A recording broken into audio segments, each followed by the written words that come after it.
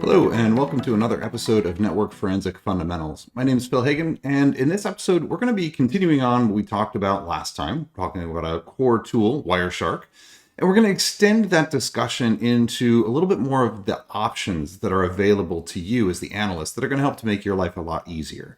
Now, I also want to recap the fact that this is not strictly going to cover every single option of Wireshark. That would take us a long time, and I would definitely refer you to Wireshark's own training materials and training events for getting a full understanding of that tool. But there's some things that we can take away from Wireshark, that we can modify in Wireshark. They're going to help us to make a little bit better sense, make it a little bit more useful for us in a forensic workflow. So what I'm going to do is jump into a SIFT workstation build. Now, this is actually the SIFT workstation build that is specifically made for our Forensics 572 students. However, you can actually download SIFT workstation yourself, and it's built based on Ubuntu, and it's very familiar to any of the Linux virtual machines or Linux operating systems that you've used. So you're going to see some custom things in here. It's just going to be a one particular example of a virtual machine that you might have access to. Now, the first thing that I want to talk about is the layout. What you have here is your standard, what I like to think of as this stacked panels layout. We talked in the last episode about what each of these panels is, how we've got a display filter up at the top, we have a packet listing, we have packet details, and then way down here at the bottom, we have our packet data, or the hex dump of the packet. But for me personally, I don't generally find that this is the most useful layout, especially if you're dealing with a system like this, and like most of us are nowadays, where we've got a wide screen that isn't really maximizing our use of the space. And in particular, pointing out down here, all this white space in the packet bytes panel. So what I actually like to do is modify the layout. I'll be honest, I'd used Wireshark for a long time before I even knew this feature existed. But if you simply go to Edit and then Preferences, one of the options you'll have here is Layout. You've got all these different ways of laying out the panels here in the interface itself. Now you can see across the top here, a lot of different options of how the layout and the kind of alignment is going to be set. And then below, you've got the ability to select which of the panels is going to show up in each location. I'm not going to go through every single one of those. You can kind of get the idea here, but I am going to share with you one of the layouts that I find to be most helpful, especially given these widescreen monitors. It's actually the second one right here. I like to keep the packet listing up at the very top. In the lower left, I'll do the packet details. That's going to be the hierarchical breakdown that we talked about last episode. And then in the lower right-hand corner is going to be the packet bytes. So you can see I've got the second option selected. I've got packet list, packet details, packet bytes, which will be placed into their respective panels. So all I do is hit the OK button, and you see that my interface is changed to match. The reason that I like this, though, is that we know the packet bytes panel is always going to be a fixed width. It doesn't matter if it's a very long packet or if it's a very large packet or a very small one. It's always going to be that same width because it's just going to get longer. So what we can actually do here is grab this center line, and I like to just bring it over as far as I can, just until the scroll bar appears, and bring it back, because every single packet is now going to fit over there in the lower right-hand side. And it frees up a ton of space for us over here in the lower right-hand side in order to break down a lot of the content that's going to be shown in that hierarchical view that we discussed previously. So for example, let's say I go to this GET request. I can now take a look at these layers, and I can see them in a lot greater detail than I had previously when it would have been kind of just squished down into that one layer. This is just one example of how we can change the Wireshark interface to our advantage. Let's take a look at a couple of other examples of what we might want to do as well. We are going to go back into the Preferences dialog, but this time, bring this up a little bit for you, let's talk about name resolution.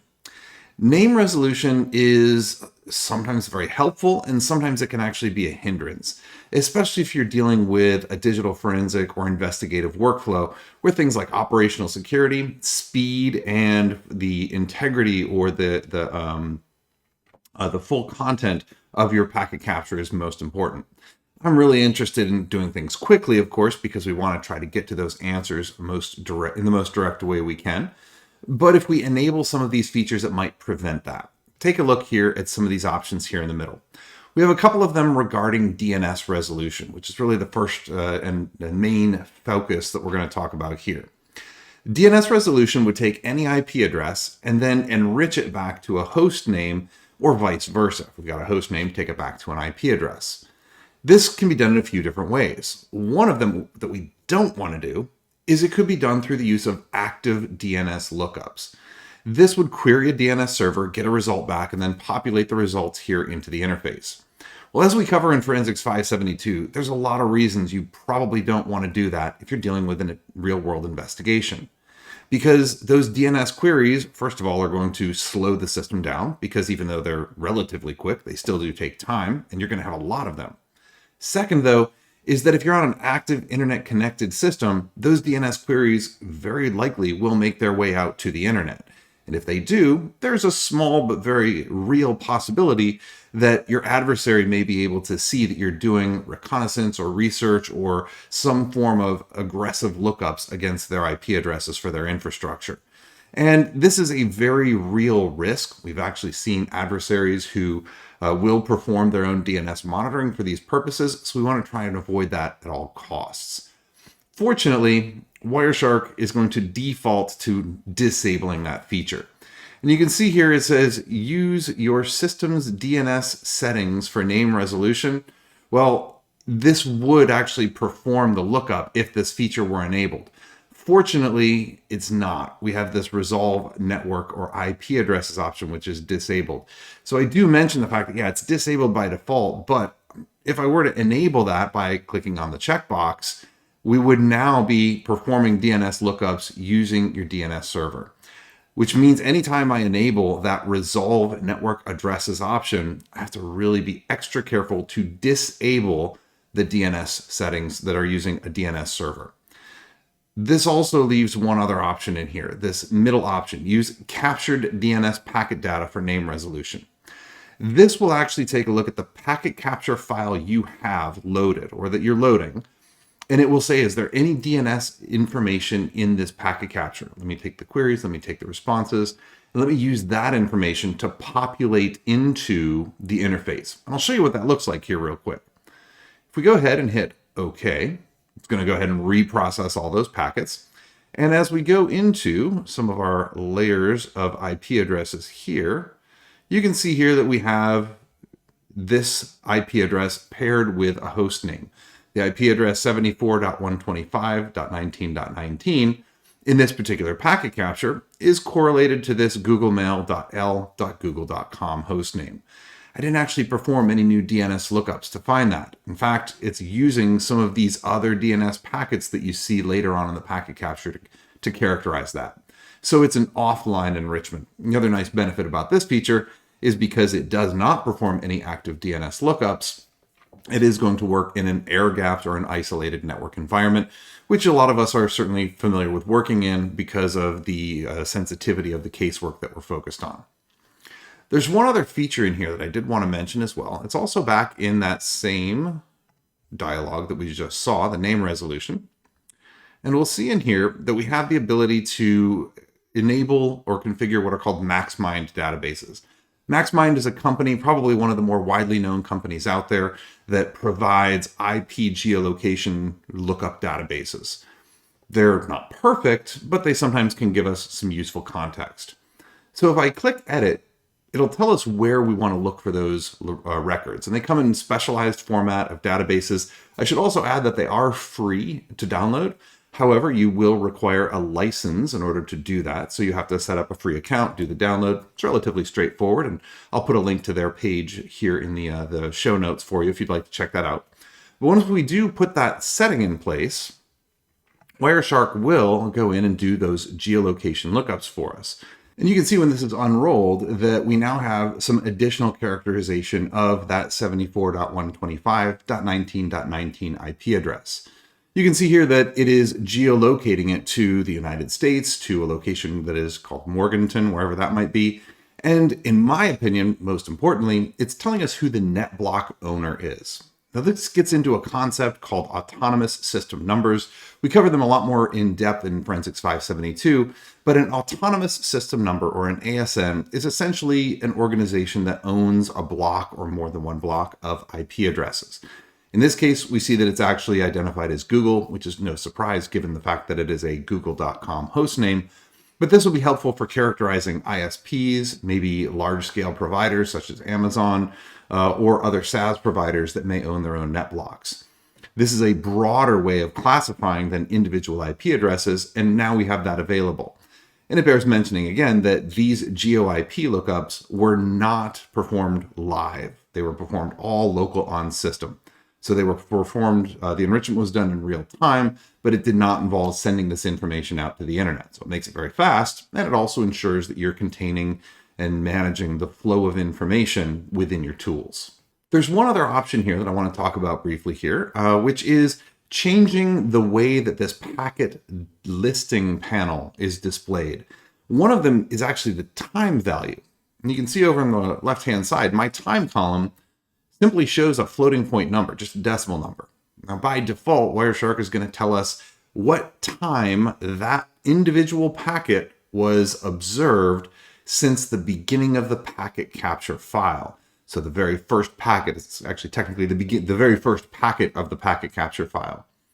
So you can see here, the first packet will always be 0 seconds, and then we can see what the delay was. This is maybe a useful piece of information, but usually I think in terms of values like date and time. Not sure about you. So we'd be able to calculate this because if you go all the way back to when we talked about the packet capture format, the PCAP file format, we know that there are time values in there. So we'd be able to turn this back into a human readable form. This is in a different location. This is under the View menu. And if we go to Time Display Format, you can see here we've got a whole bunch of options on how we're going to show the time and the date. You can pick these as needed because when you do select these, you're not changing the packet capture file. In fact, you're just changing how things are displayed to you in the interface. Now, for me personally, I generally prefer the date, the UTC date and time of day. All of my analysis platforms are all configured to use UTC. However, if they're not, you want to still make sure that your time values are shown in UTC wherever possible because it gives you that unified standard.